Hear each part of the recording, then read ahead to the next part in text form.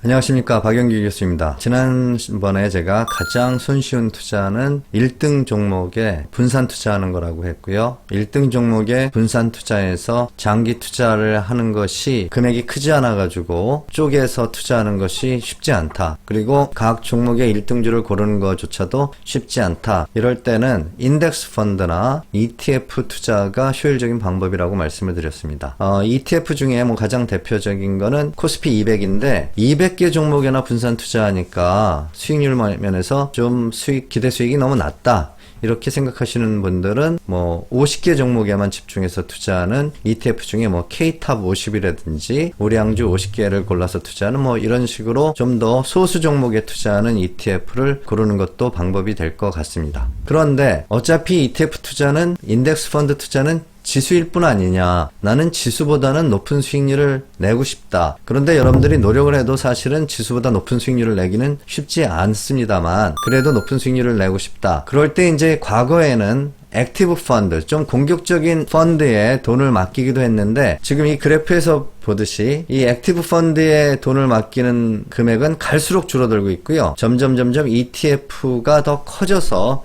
이제 사람들이 액티브 펀드, 즉 펀드 매니저를 믿지 못하는 거죠. 그래서 액티브 펀드 시장은 완전히 죽은 것인가? 상당히 죽었다고 볼 수 있죠. 액티브 펀드 시장을 패시브, 원래 약속한 대로만 운용하는 ETF와 같은 패시브 시장이 액티브 시장을 다 어떻게 보면 점령했다. 이렇게 해도 과언이 아닌데 그래도 저는 액티브 펀드에 투자하는 것도 펀드를 고를 능력만 있다면 종목을 고르기도 어려운데 펀드를 고르는 건 쉬우냐? 쉽지 않아요. 그렇지만 우량 종목을 골라서 투자하는 것보다 우량 펀드를 고르는 게 상대적으로 쉽기 때문에 상대적으로 쉬운 액티브 펀드를 골라서 투자한다면 사실은 기록적으로 보면 ETF나 또 인덱스 펀드보다 실적이 더 낫습니다. 중소형 주식에 주로 투자하는 액티브 펀드의 실적이 제일 좋았고요. 그 다음에 배당주에 투자하는 펀드들이 있죠. 그런 펀드들은 ETF나 인덱스 펀드보다 좋았습니다. 다만 일반 주식에 투자하는 펀드들의 성과는 지수만도 못했습니다. 그러니까 평균적으로 펀드 매니저들의 성과가 일반 주식은 지수보다 못하고 그러나 중소형 주식이나 배당 주식은 특히 중소형은 위험성이 좀 더 높은 만큼 그리고 코스닥 종목이 더 상당히 많이 편입되어 있는 만큼 코스피를 이겼다 이렇게 말씀드릴 수 있겠습니다. 그리고 주로 코스피 종목이 대부분인 배당형 펀드들도 안정성이 있음에도 불구하고 코스피 200을 이겨서 인덱스나 ETF 펀드보다 낫다. 그래서 여러분들이 안전하고 편안하게 펀드를 고르려면 배당형 펀드를 고르면 성과가 그래도 지수보다 낫다라고 저는 생각을 합니다. 그리고 일반 주식형 펀드 중에서도 상위 50%의 펀드들은 인덱스 펀드나 지수를 이겼습니다. 자, 여기에서 인덱스 펀드랑 ETF가 뭐가 다릅니까? 라는 질문을 하시는 분들이 있을 것 같아서 말씀을 드리면 인덱스 펀드는 ETF 펀드는 코스피 200이면 코스피 200을 그대로 따라가겠다고 약속한 펀드고요. 인덱스 펀드는 코스피 200을 추종하되 그거보다 플러스 알파 보통 한 2% 정도의 수익을 더 내겠다. 따라서 지수를 퍼펙트하게 벤치마크하는 게 아니라 기계적으로 하는 게 아니라 펀드 매니저가 지수보다 수익을 낼 수 있는 종목에 조금 비중을 더 얹겠다. 약간의 틸터링을 통해 가지고 플러스 알파 2-3% 정도의 수익을 더 추구하는데 아주 위험하게 지수와 다르게는 안 가니까 거의 지수와 비슷하지만 ETF랑 다른 것은 좀 더 수익을 그래도 추구한다라는 측면에서 다르다. 이렇게 이해하시면 되겠습니다. 자, 액티브 펀드, 일반 펀드 매니저가 코스피 200을 추종하는 것이 아니고 자기 나름껏 운영하는 펀드들 중에 반 이상은 그래도 지수를 이겼다. 인덱스 펀드와 비슷하거나 또는 인덱스 펀드보다 낫고 상위 25% 펀드는 굉장히 좋은 성과를 거둔 것을 우리가 알 수 있는데 그러면 이 시점에서 우리가 이런 질문을 할 수 있죠. 내가 고르는 펀드가 상위 25%에만 들면 액티브 펀드도 가입할 만한데 그 고르는 게 너무 어렵지 않느냐. 좋은 종목을 고르는 것보다는 좀 쉽다. 왜 제가 그렇게 말씀드리냐면 자, 우리는 일반적으로 많은 경험치를 통해 가지고 펀드에 맡겼더니 지수만도 못하다. 내가 차라리 하는 게 낫겠다. 이런 말을 많이 하는데 그거는 평균의 함정 때문에 그렇습니다. 즉 못하는 펀드가 반인데 그 못하는 펀드들이 잘하는 펀드들의 수익률을 같이 에버리지 했을 때 전체적으로 펀드들이 잘 못하는 것처럼 이렇게 나타났지만 잘하는 펀드들은 지수보다 훨씬 잘하고, 예를 들면 2018년을 기준으로 지난 10년이나 15년 수익률을 비교를 해보시면, 10년을 비교해보시면 코스피가 45% 상승하는 동안 매년 1, 2%를 더 내준 인덱스 펀드들은 평균적으로 더 높은 수익률을 냈고요. 여러분들이 상위 50%의 펀드만 골라도 인덱스 펀드나 지수보다 훨씬 좋은 수익률을 냈고, 상위 25%를 고르면 더 많은 수익률을 냈는데, 이 잘하는 펀드를 어떻게 고르느냐, 그런 질문을 하실 때 제가 하는 답변이 있습니다. 우리가 프로야구 선수라고 하더라도 올림픽이나 WBC 국가대항전에 내보낼 때는 그 친구의 과거 타율과 방어율과 이렇게 통계적으로 실력을 판가름할 수가 있기 때문에, 그런 과거의 성과나 실력을 객관적으로 봐가지고 선수를 선발을 하는데, 또 여러분들이 종목을 고를 때도 그 기업이 우량한가를 보고서 선발을 하는데, 펀드를 고를 때도 마찬가지입니다. 과거 이 운용사가, 이 펀드 매니저가 어떤 경우에는 개인 펀드 매니저 이름으로 안 돼 있고 운용사 팀으로 되어 있는 펀드들이 많은데, 그럴 경우에는 이 운용사가 꾸준히 잘하고 있는 운용사인가, 그것만 판가름해서 펀드를 골라도 어느 정도는 확률이 좋다라고 생각을 합니다. 그리고 펀드라는 건 재밌게도 시장의 유행에 따라서 배당 주식형이 좋을 때도 있고 중소형 주식형이 좋을 때도 있고 해마다 또 달라집니다. 2017년 18년처럼 최근 2017년이 화랑이었고 또 2019년이 화랑이었는데, 그런 해에는 대부분의 펀드들이 인덱스 펀드나 ETF보다도 못했는데, 그 이유는 대형주 장세를 이루게 되면, 대형주 장세에서는 삼성전자나 하이닉스 같은 것이 시가총액 비중대로 들어가 있는 대형주 위주로 되어 있는 코스피 200이 중소형 주식도 많이 집어넣는 일반 펀드들보다 훨씬 잘하게 됩니다. 그래서 장세에 따라서는 펀드가 ETF나 인덱스보다 못하기도 하고, 또 장세가 중소형주 위주로 돌아가는 장에서는 2020년도 상당히 많이 코스닥 중심으로 지금 돌아가고 있는데요.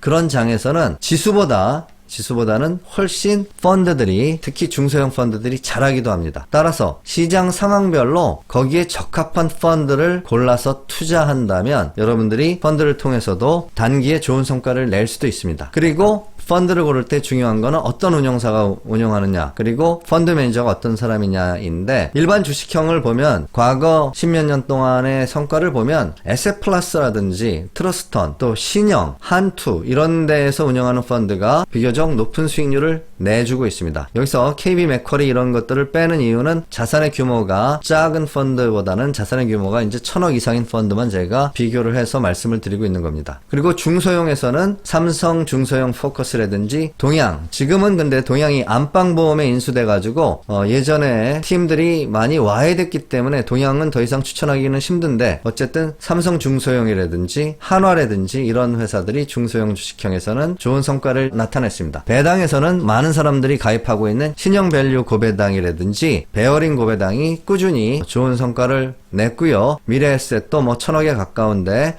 미래에셋 고배당도 좋은 성과를 내왔습니다. 자, 결국은 펀드를 고르는 거 역시 쉽지는 않지만 우수한 운용사가 꾸준히 좋은 성과를 내온 운용사의 펀드에 맡기면 확률이 올라갑니다. 그런데 여러분들 대부분이 가지고 있는 펀드가 이런 우수한 운용사의 펀드가 아닙니다. 왜 그러냐 하면, 우리가 은행에 가거나 여러분들이 거래하는 대형 증권사에 가면 자기 계열사 펀드를 많이 추천을 합니다. 그렇기 때문에 여러분들이 우리은행에 가면, 예전에는 우리자산운용은 나중에 이제 키움에 매각이 돼서 이제 존재하지 않지만, 어쨌든 우리자산운용의 펀드를 권한다든지, 신한에 가면 신한 BNBP, KB에 가면 KB 자산운용의 펀드를 많이 팔죠. 자기 계열사 펀드니까. 그런데 그런 은행 계열사 자산운용사들이 그렇게 잘 하지 못합니다. 마찬가지입니다. 대형 증권사, NH투자증권이라든지 미래에셋투자증권, 삼성증권, 미래에셋이 지금 미래에셋 대우증권이지만, 이쪽의 계열 자산운용사의 펀드가 아까 은행 계열사의 자산운용사 펀드들보다는 대형 증권사 계열 펀드들이 낮기는 하지만, 역시 독립계 자산운용사,